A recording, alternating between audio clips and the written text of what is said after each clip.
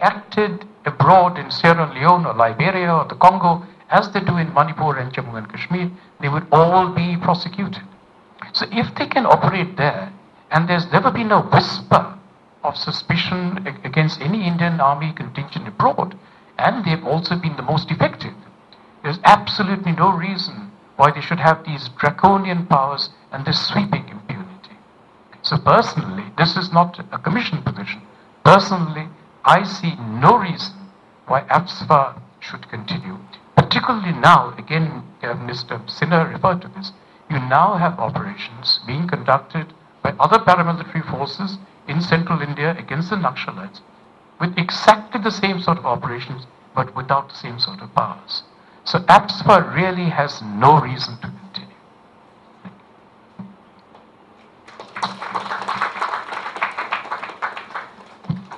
Thank you very much, all three of you, for your very, very strong statement. I have a couple of questions to put to you, and we'll open it up if people have questions to ask. And my questions really are that even as I'm ashamed to say, but this is the first time that I have understood the cynicism behind some of the killings that seem so irrational, as you're pointing out. Both of you pointed out this whole business of getting awards and so on, that there is a very calculated motive behind it. Given that kind of cynicism, why is it that the reporting in the media is so ambivalent about this kind of thing? And that's one question, because that is surely one way of building up support to counter this. The second thing is, you are all, three of you are very knowledgeable about this particular case, and of course several others, but this particular case, perhaps all of us are not necessarily so. And one of the things of having such meetings is that you actually learn about things. But also, do you feel from your side that this is a way in which pressure can be built up to in the fight against the Armed Forces Special Powers Act? And should there be more of such meetings? And what would your suggestions or recommendations on this be? I don't know which of you would like to say. The answer, in a sense, is quite simple. The strategy is to identify a person you want to eliminate and characterize him as a terrorist. If I take Bablu today and shoot him and I say this, he looked like a very fine gentleman and he was always very active in meetings, but he actually had secret links with undergrounds, and he had in his house automatic weapons. When we raided his house, we found automatic weapons. A large part of the audience that even knows Bablu will shrink back and be frightened and, say, oh my God, we didn't realize that Bablu was storing AK-47s in his basement. That strategy of the Indian state has worked time and again. You only have to say terrorist, LET, Mujahideen, or some, Manipuri name. You only have to say that, and civil society support begins to stop. Media reports begin to question you as to whether indeed you are a terrorist. So that strategy has been so successful for such a long time that even the judiciary, and I must say this very categorically, the judiciary as a guardian of the Constitution has closed its doors to human rights defenders and people fighting for democracy. Closed its doors. You only have to tell a judge he was a dreaded terrorist, and the judge, at the back of his mind, he may listen to you, at the back of his mind, he has decided not to grant you bail. The High Court in Chhattisgarh refused bail to Binayak. The trial court refused bail to Binayak. Soni Sori has now been refused bail. Soni Sori's husband was taken in and prosecuted. He died yesterday. Can you imagine? They took him in to pressurize Soni Sori to withdraw her cases against the police. She said no.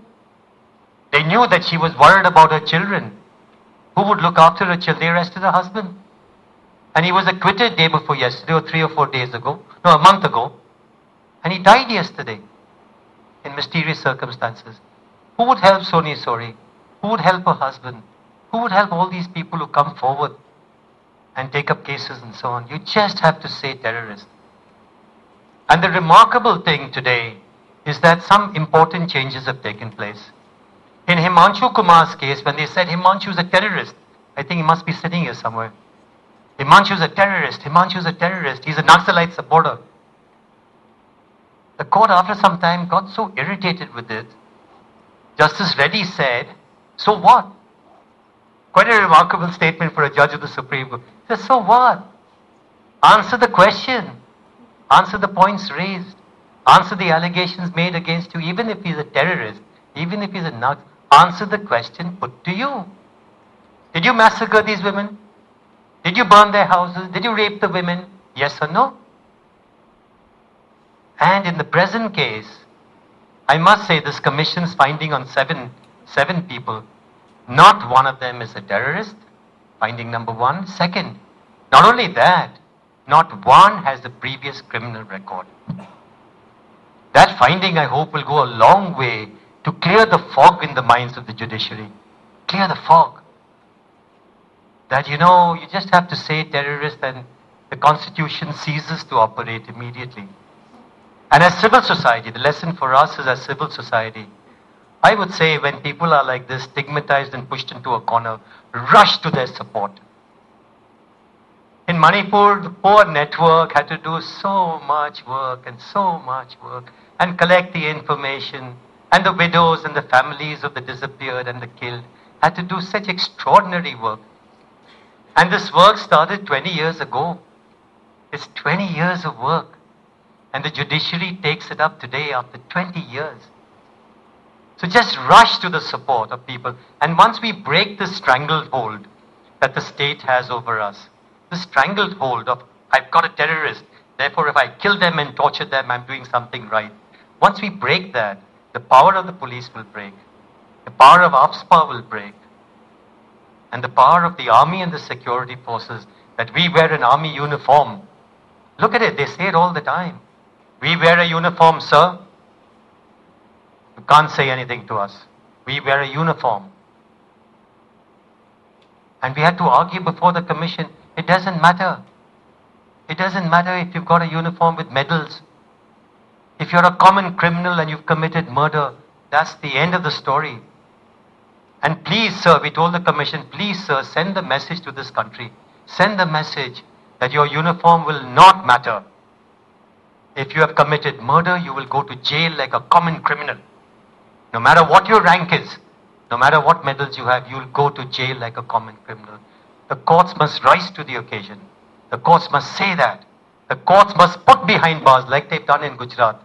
Senior, high-ranking police officers like the DGP. Can you imagine a DGP going behind bars? Unthinkable, unheard of. But I think India is changing. Possibly civil society has changed the thinking of people. And possibly we'll see a new kind of action on this score. Yeah, I'd just like to add a few things. While on one hand, we do need the courts. There's absolutely no doubt on that. But at the same time, I don't think so. We should once again create an illusion about it. Because this act itself was upheld by the court. If the court had struck it down at the right time, we would have never had such a horrible law in our country. We don't need this law. As my friend had rightly pointed out, that even without the law, the police is bad enough. I don't think so why you need such a horrific law to make them worse. So when we are talking about legal remedies, I think there is a limit, and we should work with our eyes open. Of course, we do need the legal help, because as it has turned out, whether it is Manipur or Gujarat or any other place, ultimately the courts did intervene and their intervention did work. But, there's a but, because that answers the first question. You see, this word terrorist was injected into our discourse since 9/11. That is 2001. It is imported. And once that word has come in and it has become a part of our own discourse, Collins is absolutely right that that word itself has some more meaning than the word would suggest, whether it is in court or outside. So therefore, we have to have the media and the courts understand that even if a person is a terrorist under whatever circumstances, no policeman has a right to kill. In fact, in a very recent case of Isra Jahan, that was our division bench's own ruling, because they kept on, once they realized that the encounter was fake, immediately the government shifted, especially Narendra Modi shifted to the second gear and said, so what? She was a terrorist. And they actually manufactured the Hadley report and the NIA report. I think you all have seen it in the newspaper. Every bit of it is a lie, let me tell you. The whole thing is crap. They are doing it only to satisfy at one point that she was a terrorist and therefore their killing was justified. So we have to remember that this word that has been injected into our discourse since 2011 has to be countered and countered very hard. Thank you.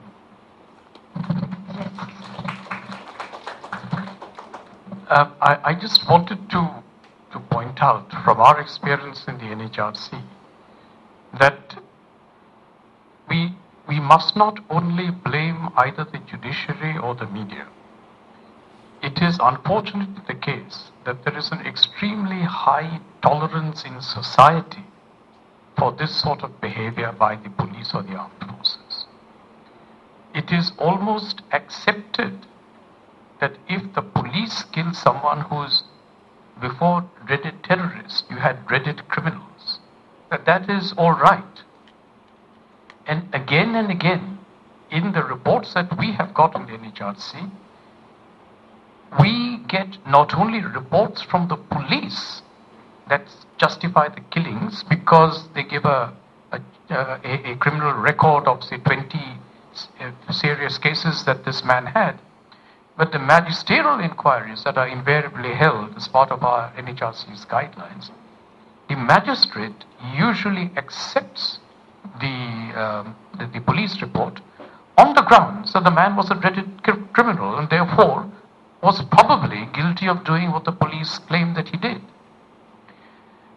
And thereafter, in these, by now hundreds of cases where the NHRC has held that the encounters were fake and have decreed relief, which with the dishonorable exception of Manipur, other state governments pay, the policemen have got away with impunity.